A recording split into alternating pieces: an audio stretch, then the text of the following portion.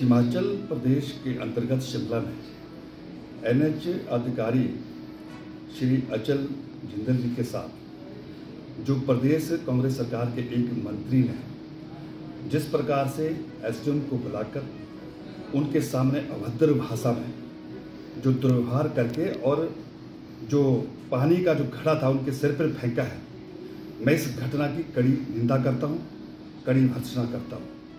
अगर हिमाचल सरकार का एक मंत्री इस प्रकार से स्वयं कानून को हाथ में लेकर इस प्रकार से दुर्व्यवहार करेगा तो फिर आम जनता की रक्षा कौन करेगा? इससे स्पष्ट है कि हिमाचल प्रदेश में लॉ एंड ऑर्डर की स्थिति दिन प्रतिदिन बदतर होती जा रही है। और यही नहीं, ये नया किस्सा नहीं है। हिमाचल प्रदेश का कोई ऐसा जिला नहीं है जहां से इस प्रकार की कहीं से आहट न सुनाई देती हो।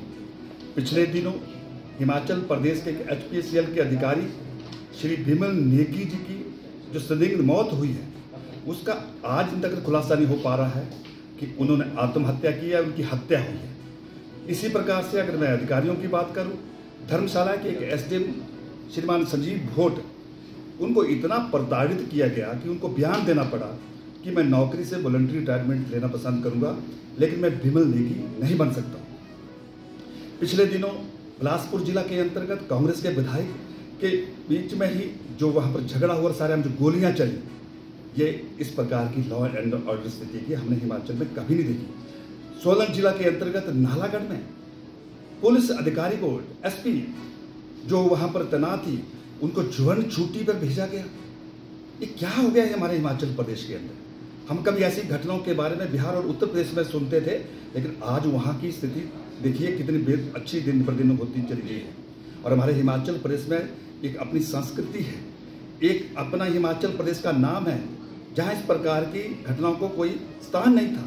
लेकिन सुखविंदर सिंह सुक्खू जी के संरक्षण में कह सकता हूं कि पिछले 2.5 वर्ष में ऐसी घटनाएं आम बात हो गई है।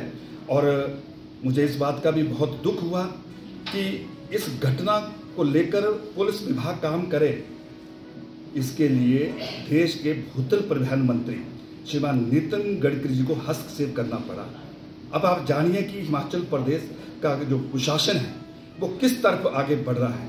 और मैं आज उनको चेतावनी देना चाहता हूँ, ये सरकार के पतन के कारण है। ये जो घटनाएं हुई है, ये सरकार के सत्ता में नशा जो चढ़ा हुआ है, ये खुलकर वो बोल रहा है। लेकिन हिमाचल की जनता आने वाले दिनों में इन सारे विषयों को लेकर आगे बढ़ेगी और हिमाचल की जनता कभी माफ नहीं करेगी।